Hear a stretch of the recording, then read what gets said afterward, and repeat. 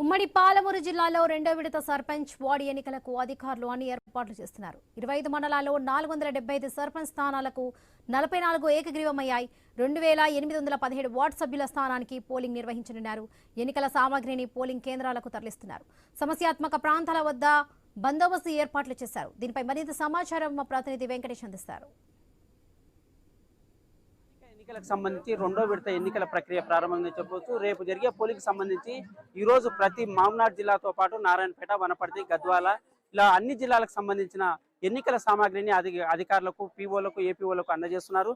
మనం మామనాడు జిల్లాలోని హన్వాడ మండల కేంద్రంలో ఉన్నాం. ఇక్కడ ఏపీఓలు, పీఓలకు సంబంధించిన 88 రకాల ఎన్నికల సామాగ్రి సంబంధించి వారికి అధికారులకు అందజేస్తున్నారు. దీనికి సంబంధించి అధికారులు అయితే కట్టుదిట్టమైన ఏర్పాటు చేశారు. ఎక్కడ కూడా ఎలాంటి ఇబ్బందులు తలెత్తకుండా అయితే అధికారులకు చర్యలు తీసుకుంటున్నారు. ఈ నేపథ్యంలో దీనికి సంబంధించిన 475 అంటే ఇప్పటికే మొదటి విడతలో 550 స్థానాలకు ఎన్నికలు జరగగా రెండో విడతలో 475 స్థానాలకు ఎన్నికలు జరగనున్నాయి. దీనికి సంబంధించి ఇప్పటికే ఉమ్మడి పాలమూరు జిల్లా వ్యాప్తంగా 44 సర్పంచ్ స్థానాలు కూడా ఏకగ్రీవమై దీంతో పాటు 2871 వార్డు సభ్యులకు కూడా ఎన్నికలు జరగనున్నాయి. దీనికి సంబంధించి మహబూబ్నగర్లో 6 మండలాలు, నాగర్ కర్నూలులో 7 మండలాలు, వనపర్తిలో 5 మండలాలు, గద్వాలలో 4 మండలాలు, నారాయణపేటలో 4 మండలాలు ఇలా మొత్తంగా ఉమ్మడి పాలమూరు జిల్లా వ్యాప్తంగా చూసుకుంటే 26 మండలాల్లో ఈ ఎన్నికలు జరగనున్నాయి. దీనికి సంబంధించి ఇప్పటికే ఎన్నికల సామాగ్రిని కూడా ఎక్కడైతే మండలాలకు ఏర్పాటు చేశారో అక్కడైతే మండలాలకు సంబంధించిన ఏపీఓలు, పీఓలకు అందజేస్తున్నారు.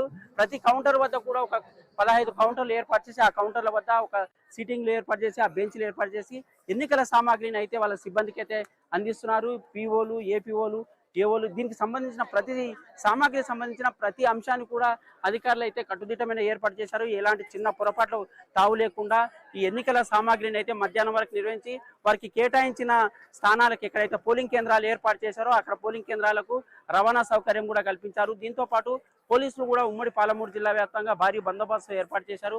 ఎక్కడైనా సమస్యాత్మక ప్రాంతాలు ఉంటే అక్కడ గట్టి బందోబస్తు ఏర్పాటు చేశారు. దీంతో పాటు పోలీసులు ఇక్కడ జిల్లా కలెక్టరు, ఎన్నికల అధికారి విజేంద్రి బోయి కూడా ప్రతి పోలింగ్ కేంద్రాన్ని ఇక్కడ వచ్చిన ప్రతి ఈ గతంలో కూడా ఎక్కడైతే శిక్షణ ఇచ్చారో వారికి సంబంధించిన ఎలాంటి పొరపాట్లకు తావు లేకుండా దాంతో పాటు ఇక్కడ శిక్షణ తీసుకుంటున్న వారికే ఇక్కడ వాళ్ళకు కేటాయించడం, ఆ కేటాయించిన ప్రతి ఒక్కరికి వాళ్ళ కౌంటర్ ఎక్కడైతే ఉందో వారికి క్షుణ్ణంగా వాళ్ళకి ఇచ్చిన 88 సంబంధించిన సామాగ్రిని కూడా వాడు ఖచ్చితంగా వాళ్ళు తీసుకెళ్లేలా ఎక్కడ కూడా చిన్న పొరపాటు అంశాలకు తావు లేకుండా కూడా అధికారులు అయితే చర్యలు తీసుకున్నారు. దీంతో పాటు ఉమ్మడి పాలమూరు జిల్లా వ్యాప్తంగా చాలా ప్రాంతాలలో బీఆర్ఎస్, కాంగ్రెస్, బీజేపీ పోటాపోటీగా అయితే ఎన్నికల బరిలో నిలిచాయని చెప్పొచ్చు. ఇప్పటికే కాంగ్రెస్ అత్యధిక స్థానాలు గెలిచినా కూడా బీఆర్ఎస్ కూడా దానికి పోటీగా చాలా స్థానాల్లో సర్పంచ్ స్థానాలు, వార్డు మెంబర్ స్థానాలు అయితే గెలిచిన పరిస్థితి కనిపిస్తుంది.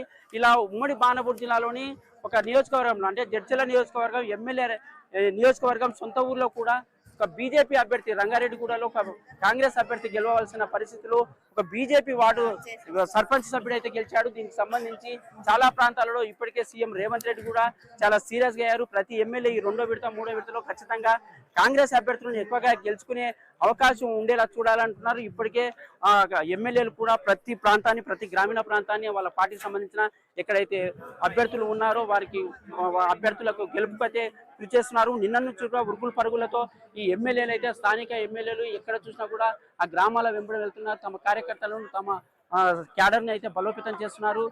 వార్డు సభ్యులను, దాంతో పాటు సర్పంచ్ ఎన్నికలకు సంబంధించిన సర్పంచ్ ఎక్కువ స్థానంలో గెలుచుకునే ప్రయత్నాలు అయితే చేస్తున్నారు. సీఎం రేవంత్ రెడ్డి కూడా సొంత జిల్లా కావడంతో ప్రత్యేక దృష్టి సారించారని చెప్పొచ్చు మహబూబ్ నగర్ పై. ఇలా ఉమ్మడి పాలమూరు జిల్లా వ్యాప్తంగా ఎక్కడ చూసినా ఈ రోజు అయితే కోలాహలంగా కనిపిస్తుంది. అధికారులు అయితే దీనికి సంబంధించిన వారికి అప్పచెప్పిన సామాగ్రిని 88 రకాల సామాగ్రిని, ఎన్నికల సామాగ్రిని ఖచ్చితంగా తీసుకొని వెళ్ళాలి. అక్కడ తీసుకొని వెళ్ళిన తర్వాత రేపు ఉదయం 7 గంటల నుంచి మధ్యాహ్నం 1 గంట వరకు అయితే ఎన్నికల ప్రక్రియ ప్రారంభమవుతుంది. దాని తర్వాత 2 గంటల నుంచి సాయంత్రం ఫలితాలు వెళ్లేబడే వరకు అయితే ఆ ఎన్నికల సంబంధించిన సమేతమవుతారు. ఈ నేపథ్యంలో అదే రేపు కూడా రెండో విడతకు సంబంధించిన సర్పంచులు, వార్డు సభ్యులకు సంబంధించిన గెలుపు ఓటములు కూడా రేపే నిర్దేశించబడతాయి. దీనికి సంబంధించి ప్రతి గ్రామంలో కూడా దానికి ఎన్నికల సామాగ్రి అయితే ఇప్పటికే అందేందుకైతే కృషి చేస్తున్నారు. మధ్యాహ్నము 1 గంట ప్రాంతం వరకు అయితే ఇక్కడ ఎవరికైతే కేటాయించిన కౌంటర్లో వాళ్ళు ఏపీఓలు, ఓపీఓలు అయితే ఖచ్చితంగా తమకు సంబంధించిన ఎన్నికల సామాగ్రిని అయితే